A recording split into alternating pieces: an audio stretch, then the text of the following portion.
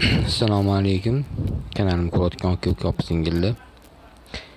Videolarimni tomosha qilganlar. Bugun mana endi Archicad to'g'risidagi programmani davom ettiramiz videomizdan. Xo'p, tashqi tarafini videosini ko'rsatdim menimcha. Bu ichki tarafi o'ta naves bo'ladi deyilgan. Umuman olganda bu video ko'proq program to'g'risida ma'lumot olishga, qisqacha ma'lumot olishga yo'naltirilgan. Va dizayn xatolari uchun agar xatoliklar bo'lsa uzr so'rayman. Chunki aytganimdek bu faqat anaqa uchun. Mana hozir ishidan qo'ygan xato qo'ygan ekanman. Ichiga o'tkazib ishi tushib qolgan javob tashlaymiz. Bo'lganini bu razmer bo'yicha bo'lmaganman. Shuning uchun shunaqa bo'lyapti. Hozir endi o'rtaga qo'yamiz. Va bundoq qilib uni o'rtaga joylaymiz. Hop. Hozir o'rtaga tushmayapti. Mana endi o'rtaga tushdi. Bunda xuddi AutoCADga o'xshab privyaskalar bor. O'zini mana tushdi. Endi ishini balandroq qilsak ham bo'lardi menimcha. Mumogan bo'ladi. Hozir bu yerda endi mana tashqariga men qo'ygan fanar deydimi? Lampochkalar stalbali turadigan. Mana ko'pga qo'yman. Bu yerda 3 ta ham yetar ekan. Ko'proq olaman. 4 ta bo'ldi. Ko'p ham. Olamiz, bu tarafga ko'pga qilamiz.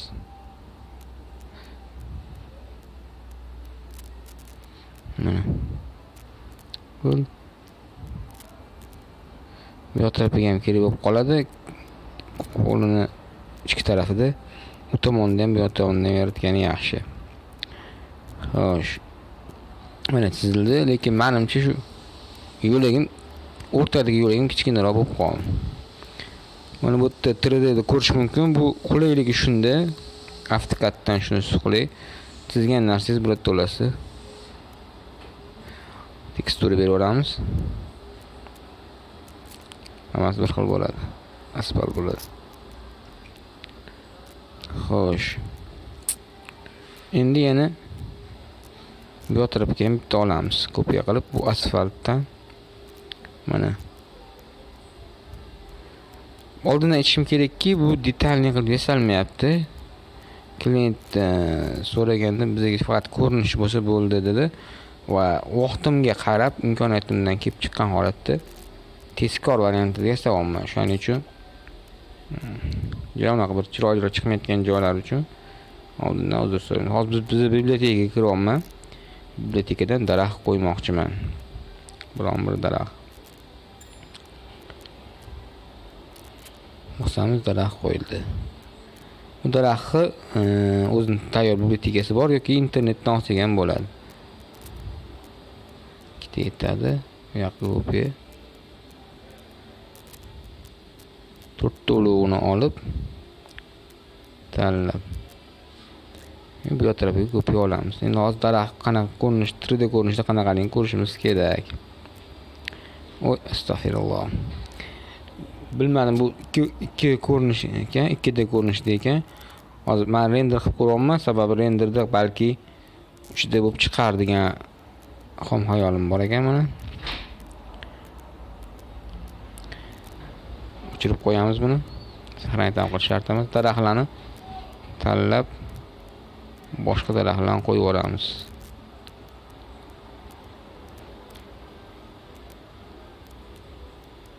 Hammasini tanlab boshqa daraxt tanladik mana. Bundan tashqari uning razmerlarini, ko'rinishlarini, har xil variantlarni tanlash mumkin. Parametrdan. Hattoki bo'yi enini ham tanlashimiz mumkin mana. Opoda bo'lib ketdi. Hozir men sizlarga razmer qo'yib qanaqa bo'lishini ko'rsataman. Balandligi, eni, bo'yini. Mana razmerni to'g'rilash. Yo'q, boshqa qo'yib yuborib qolamiz. Daraxtdan qo'yamiz. Qanaqa turibdi. O'yin sal bo'lsa ham yaxshiroq turibdi. Yaxshi anaqa qilish uchun eng yaxshi yo'li baribir buni 3D Max'da ishlov berish. Bo'lishi mumkinki, yana men to'g'risi internetdan daraxtlarni qidirmadim. Lekin skameyka fanali internetdan oldim. Balki chiroyli daraxtlar ham bo'lishi mumkin bu yerda. Aylantiramiz. Xo'p. Yo'q, kichkina bo'lib qolgan ekan. Yo'lga juda kichkina joy qoldi. Shuning uchun asfaltni kattalashdi, skameykalarni kopiya qilib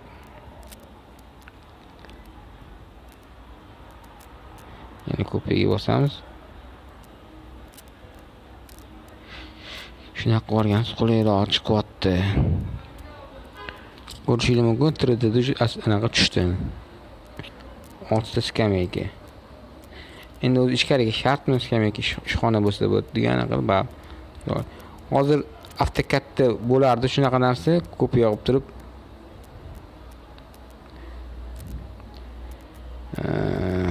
zerkalniyda kopiya qilsa bo'lardi. Afsuski bunda unaqa anaqasi yo'q ekan. Men tushunmadim, balki bordir. Lekin mana anaqa chiqmadi. Shuni aylantirib qo'yamiz.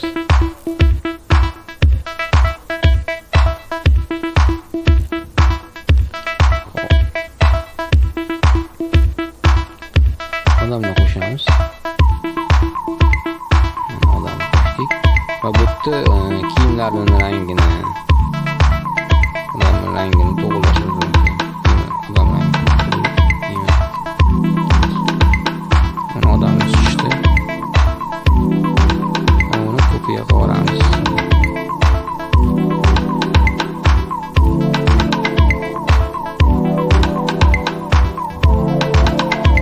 Bu yoqqa qarab turibdi. Odamlarni yordam berib qo'yishibdi.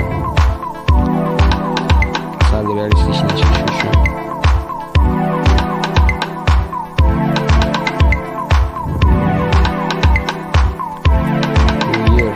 Ko'rinishi, uni teksturaga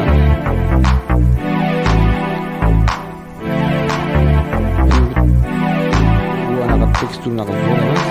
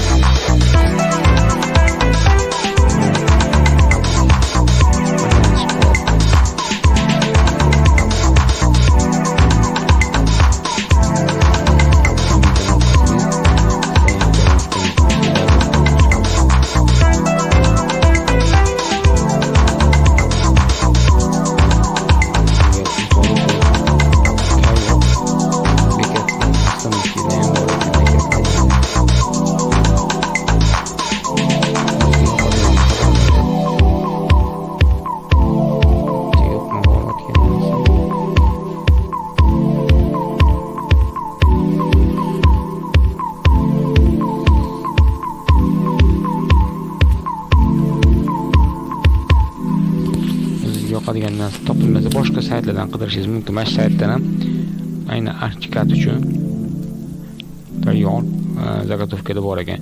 Men qidirayotgan narsam faqat ko'cha uchun bo'lgani uchun faqat ko'chani modellarni ko'rsatib ko'chada qo'yilgan narsalarni. Hop. Mana bu yoqda menga. Chiroyli ekan. Hop, mana hozirgi joyga bossangiz, arching degan yozuvga mana shuni ochaveradi. Bunda shunaqa ekanki, boshqa saytlarda double lawga bossangiz, sanaga chiqib ketadi. Bunda rasm ustiga bosish kerak ekan. Mana boshqa joyga bossangiz o'tib ketib qolyapti.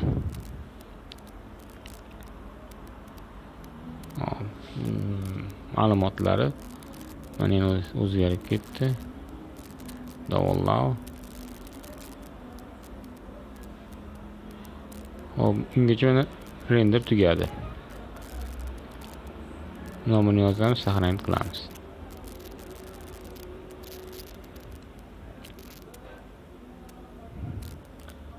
Oldin oddiy bordyur qilib qo'ydim, shuni olib tashlaymiz. Haligi internetdan sketchet qilgan bordyurimizdan qo'yamiz. Olamiz, tashlaymiz.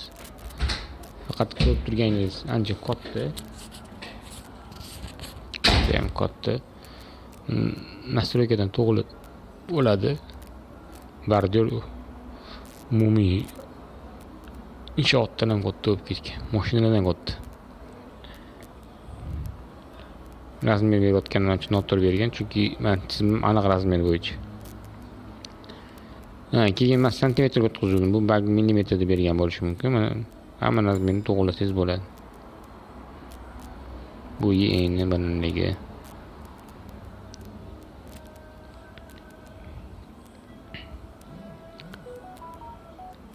Qo'yamiz.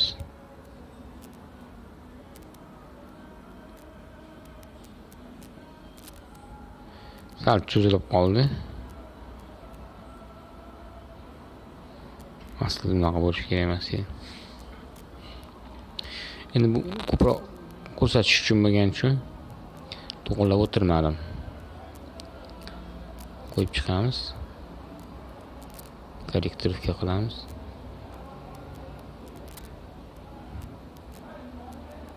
Kopiya ikkita.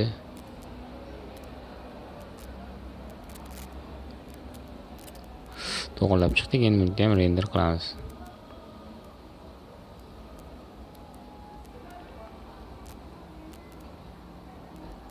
Hop, boladan bitta qo'yar ekanmiz. Yoqqa bu yoqqa yurib ketayotgan boladan qo'ysak.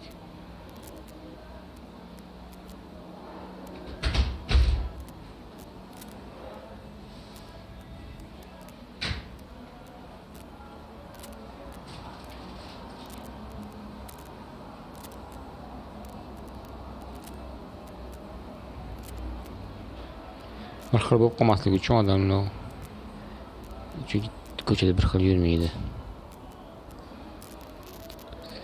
Agar ekranni qarasanglar, o'rtasi oq, chetlari xiraroq bo'lib turibdi. O'sha joy oq joyi render bo'ladi.